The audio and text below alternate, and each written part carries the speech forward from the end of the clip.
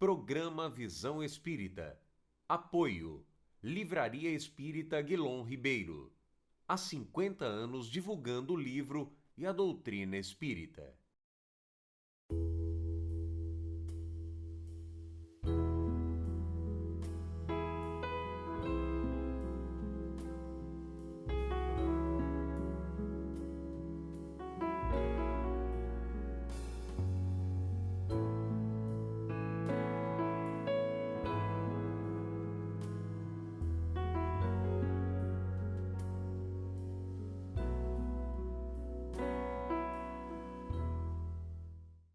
O programa Visão Espírita pede licença para entrar ao seu lar, visitá-lo e levar-lhe uma mensagem de esperança, de fé, de otimismo e de confiança.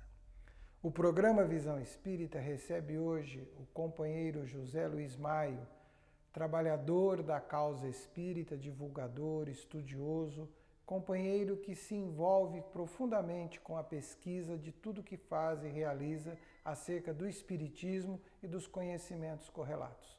Seja bem-vindo, José Luiz. Muito obrigado. José Luiz Maio, por 10 anos, desenvolveu na Sociedade Espírita Allan Kardec um estudo sobre a Bíblia, profundo, meticuloso, dedicado, detalhista. José Luiz, bem-vindo.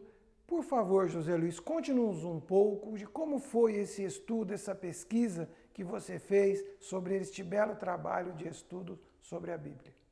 Isso tudo começou, André, nos tempos de ginasial, quando nós tomamos contato com a história geral dos povos primitivos, gregos, egípcios, hindus, romanos, e isso muito me fez bem, eu gostei muito e comecei, além dos trabalhos de história geral, me aprofundar mais na filosofia, das ideias desses povos, como, por exemplo, a metempsicose, a palingênese, a pluralidade da vida, a pluralidade dos mundos. Isso muito me motivou. E quando a gente se sente motivado por algo, né, José Luiz, nós vamos profundo, pesquisamos, estudamos, né? Eu tinha um grande amigo que assinava uma revista, André, na época editada no Rio de Janeiro pelo professor Carlos Torres Pastorino. E por pelo menos de uma década de edição, chamada Sabedoria. E nesta revista ecumênica, ele trazia artigos de estudos bíblicos, principalmente do Novo Testamento, onde ele fazia uma tradução direta do grego. Então foi muito emocionante esse contato e de lá para cá, então, nós estudamos muitas obras, diversas obras, e vimos ali a grandeza da Bíblia, a grandeza do Evangelho de Jesus. Você, José Luiz, foi jovem participante da Mocidade Espírita Emmanuel.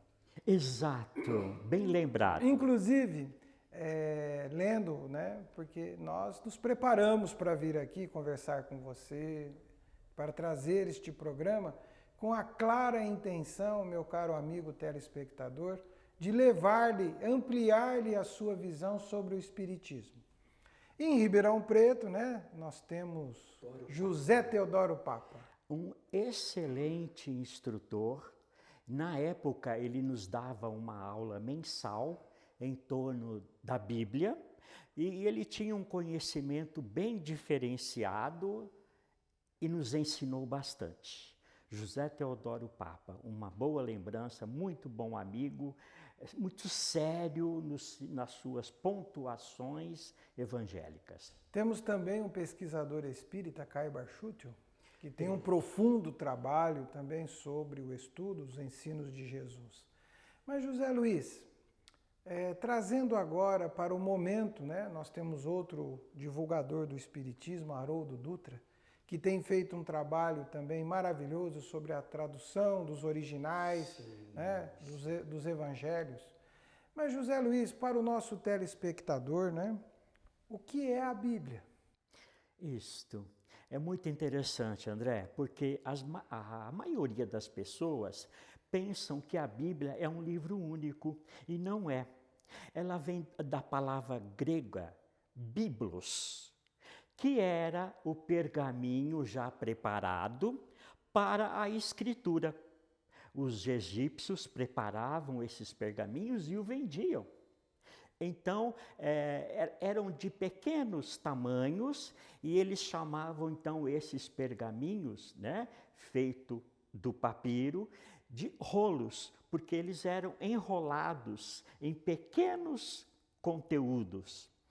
E a Bíblia, ela é uma biblioteca, ela é uma coletânea desses pequenos livros chamados Biblions, que no grego mais moderno vem a se chamar Bíblia. Portanto, ela é uma coletânea, uma biblioteca de livros.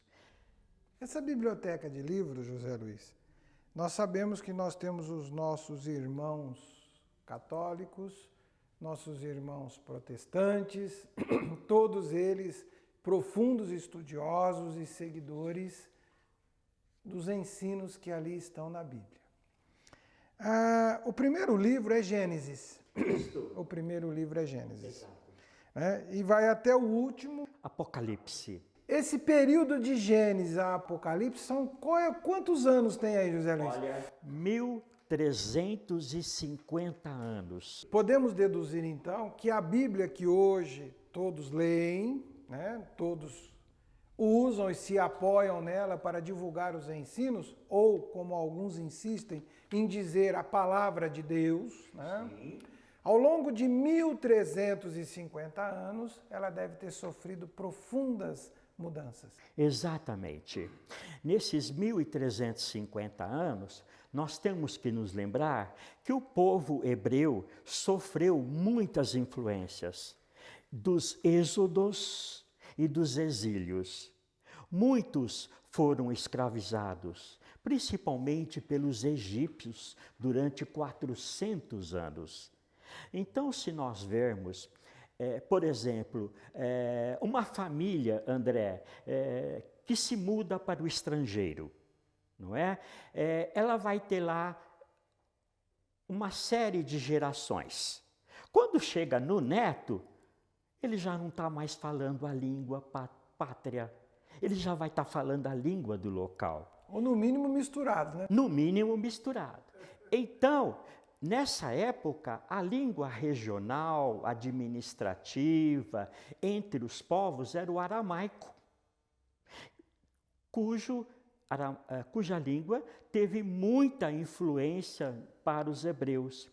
Então, quando aquela geração de antepassados viajava através desses países, porque eles foram cativos da Assíria, da Babilônia, foram cativos do Egito, pelo Império Persa, pelo Império Romano, isso tudo veio influenciar na linguagem. Então, o hebreu arcaico, ele veio praticamente a desaparecer.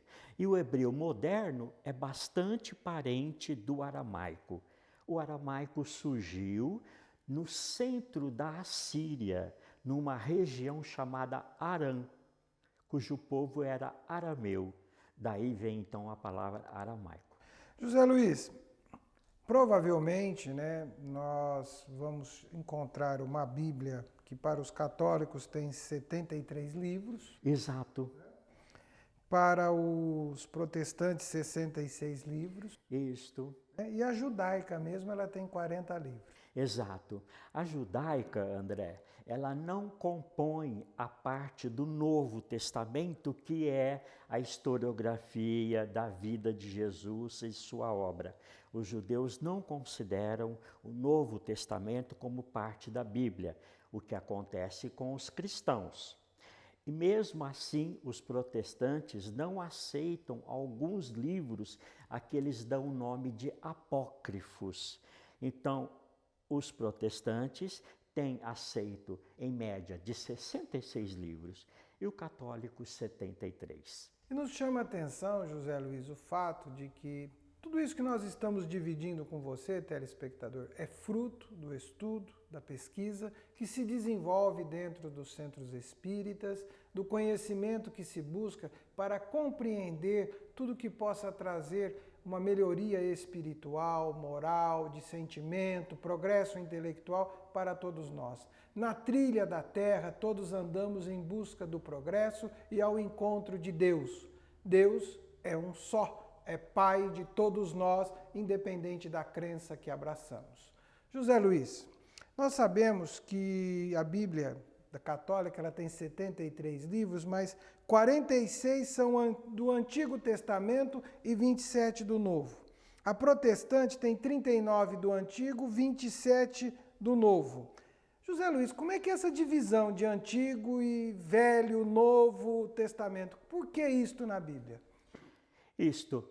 O Antigo Testamento é toda a parte histórica judaica, com seus 46 livros, e ela vai desde Moisés, passando pelos profetas maiores e menores.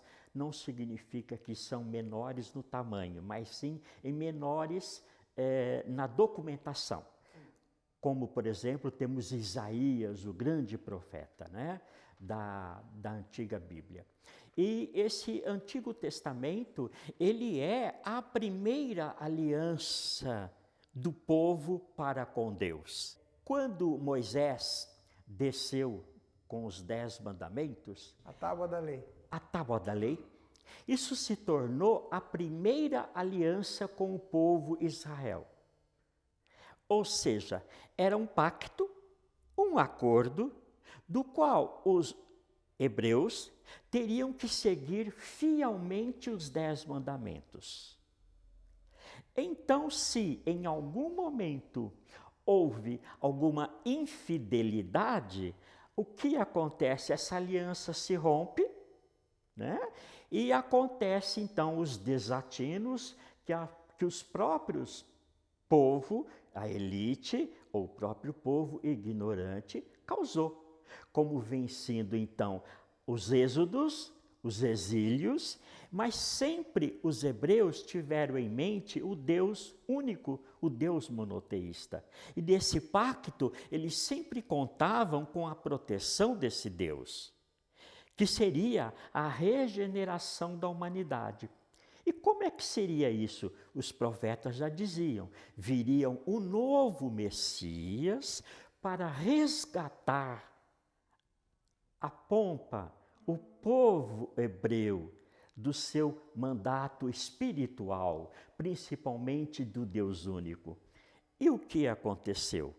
Vindo então Jesus, os hebreus não o aceitaram, porque eles aguardavam o Messias guerreiro, militar, que vinha com os exércitos para dominar Roma, para tirá-los do jugo romano.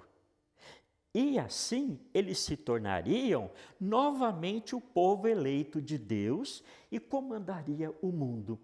O que foi, não aconteceu, porque Jesus, na sua humildade, na sua simplicidade, veio mostrar para nós o que seria o verdadeiro messianato. Comandar o mundo, né, José Luiz? Nós ainda somos reféns dos nossos instintos, né? Nós ainda entendemos que devemos ou que vamos comandar o mundo pela força. De fato, o mundo será comandado pela força, mas pela força do maior ensino de Jesus. Para todos nós, a força do amor, a força do bem, a força do ajudar o próximo. Esta força comandará o mundo. Hoje ou amanhã, somos caminheiros do processo evolutivo. Um dia vamos entender a importância dessa força nos pequenos gestos dos locais mais restritos que porventura estejamos, aos mais amplos que porventura participemos. Em todos eles, o grande exército que vai comandar o mundo é o exército do amor e começa pelas pequenas ações de cada um de nós. José Luiz, voltando à nossa conversa da Bíblia, que está muito agradável, Tá? Por favor, continue a nos explicar um pouco melhor sobre esse Antigo Testamento, esse Novo Testamento. Nos esclareça mais, por gentileza. Isso. Então, o pacto foi sobre os 10 mandamentos. Mas, a partir daí, os hebreus criaram, dentro de mais 613 preceitos raciais, cultural, de ritos, de mandamentos, de limpeza, de purificação. E isso tudo, André, foi colocado como sendo de Deus, vindo da parte de Deus. Só que esses preceitos mandavam castigar os outros povos, mandar matar o povo cananita para a recuperação de Canaã, que hoje é a Palestina. Deus, sendo Pai misericordioso que Jesus nos mostrou, ele mandaria matar, mandaria perseguir. Então, tudo isso nós vemos aí, um antropoformismo. O homem se relacionando com Deus, deixando levar-se pelas suas emoções. Então, esse pacto, ao longo do tempo, teve a definhar-se, e vimos aí, então, essa nova aliança com Jesus. Jesus veio, encarnou entre nós, com a nossa miserabilidade, sofrendo os infortúnios do ser humano, para mostrar para nós que aquele pai não era um pai irado, como nos mostra o Antigo Testamento, um Deus vingativo. Não, muito pelo contrário, que Deus é pai, somos uma só família, a família humana, filhos de Deus, e que esse pai quer que a misericórdia e não sacrifícios. E interessante, André, que o próprio Jesus confirma o seu messianato. Quando ele, primeira vez, ele entra na sinagoga de Cafarnaum, ele lê o livro de Isaías, que profetiza a vinda do Messias. E ele, ao ler Isaías, ele diz o seguinte: hoje essa profecia se cumpriu. E um novo mandamento eu vos dou: amai a Deus sobre todas as coisas, e amai ao próximo como a ti mesmo. E disse mais, importantíssimo: aqui está todas as leis e todos os profetas. Então Jesus é a realização da promessa divina. Promessa essa que está no primeiro antigo livro da lei, da Bíblia. Então, o segundo, o Novo Testamento, é uma continuidade, é a realização dessa promessa divina. Então, nós temos a Bíblia, nós temos o Antigo Testamento, temos o Novo Testamento. Podemos dizer que o Novo Testamento é Jesus. É Jesus. De Jesus em diante. Em diante. O Velho Testamento é de Jesus para trás. Mais uma vez, a humanidade e a própria Bíblia. Antes de Jesus, depois de Jesus. Exato. Antes de Cristo, depois de Cristo. Né? Pela mudança profunda que se mostra ante as realidades que se põem para todos nós.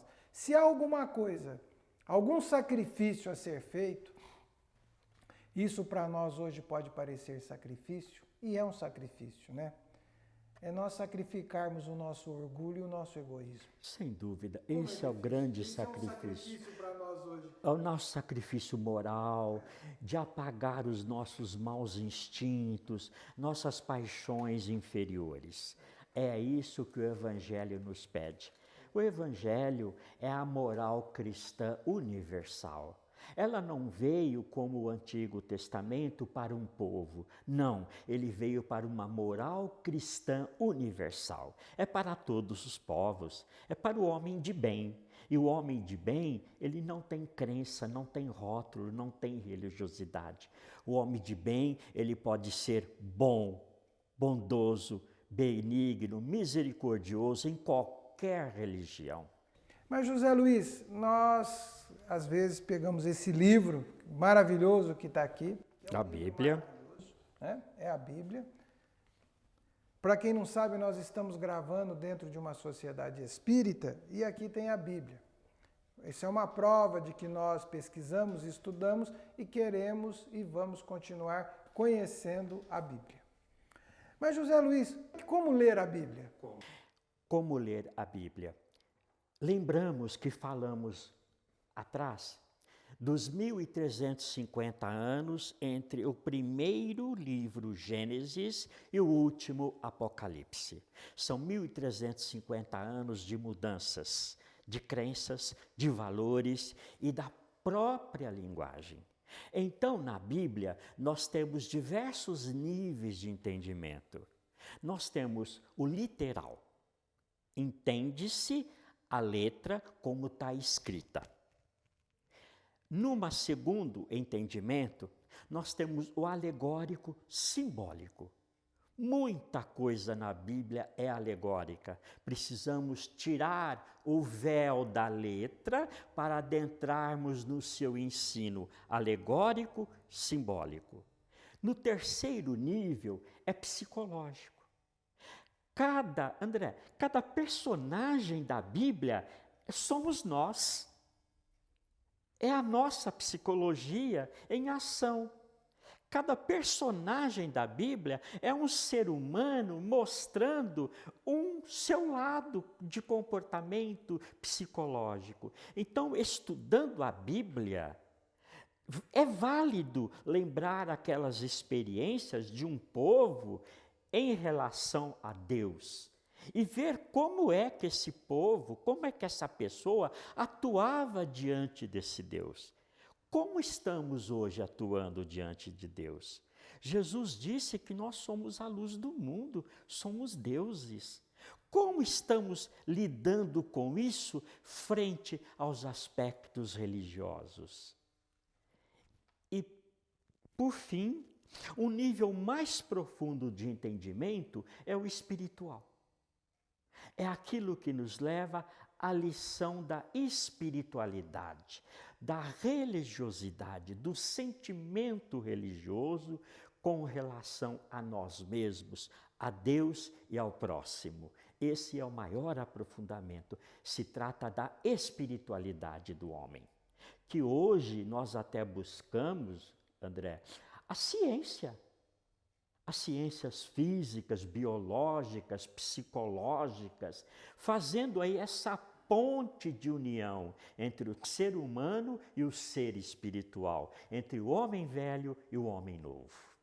José Luiz, ler a Bíblia requer de todos nós, primeiro, disciplina, como tudo, nós precisamos ser disciplinados para fazer um estudo. Requer de todos nós um amadurecimento do pensamento, né? Porque ela tem profundos ensinos que podemos considerar filosóficos, válidos. E na medida em que amadurecemos, somos capazes de entendê-los melhor. Amadurecemos o pensar, mas é preciso amadurecer o pensar com sentimento.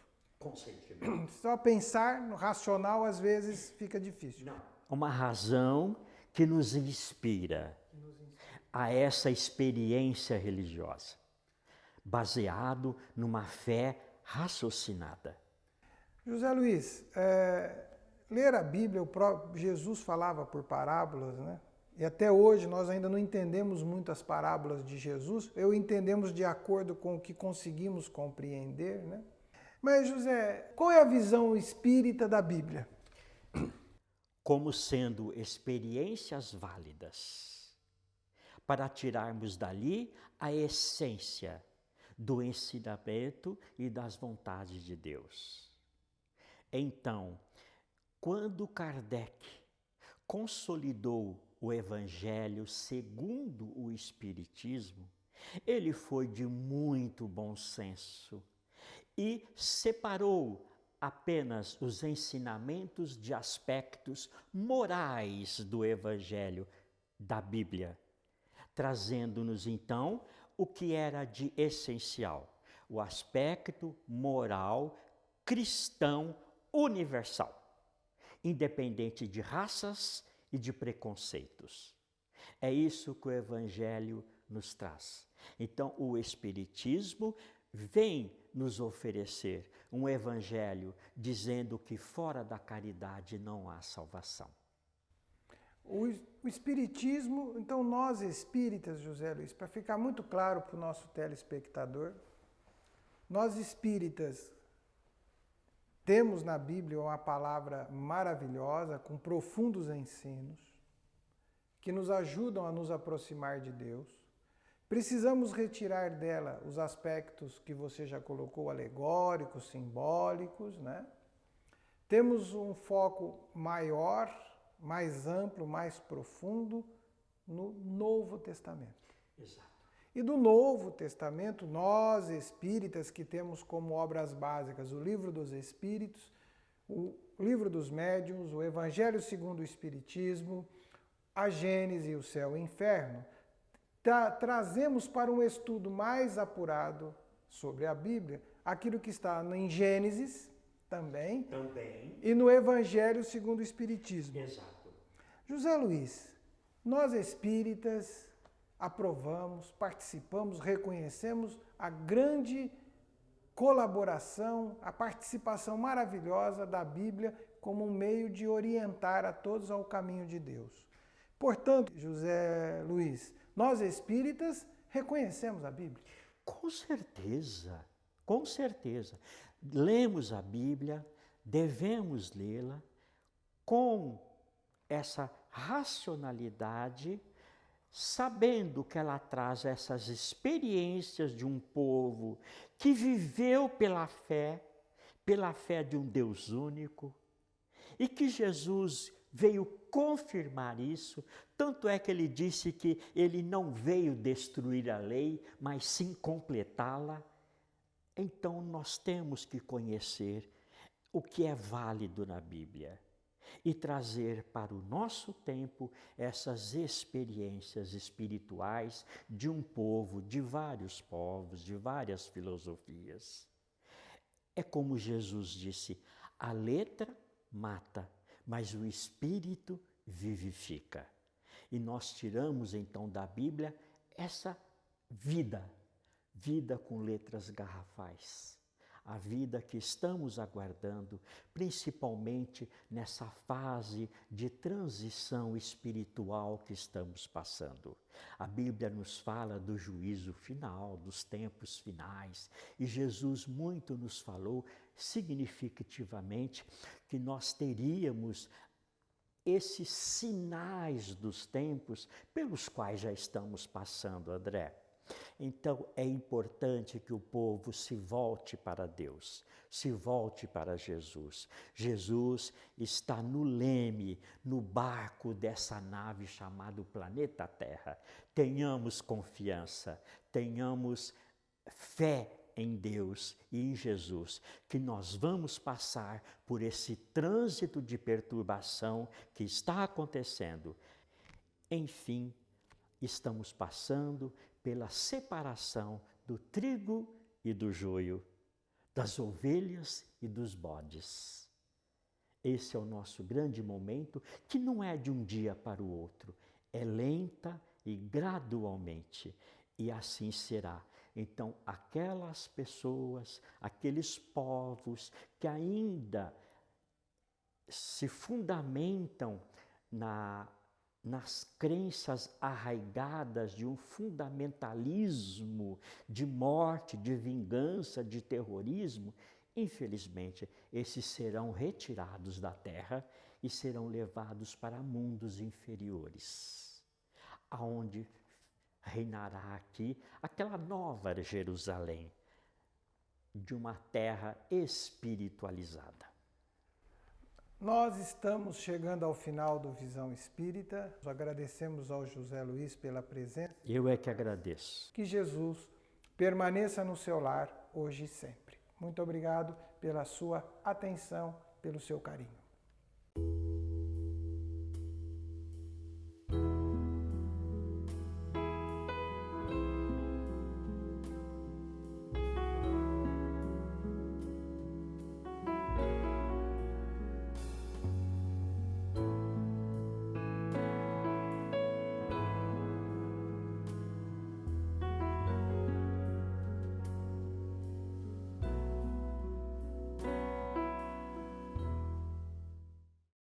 Programa Visão Espírita. Apoio. Livraria Espírita Guilom Ribeiro. Há 50 anos divulgando o livro e a doutrina espírita.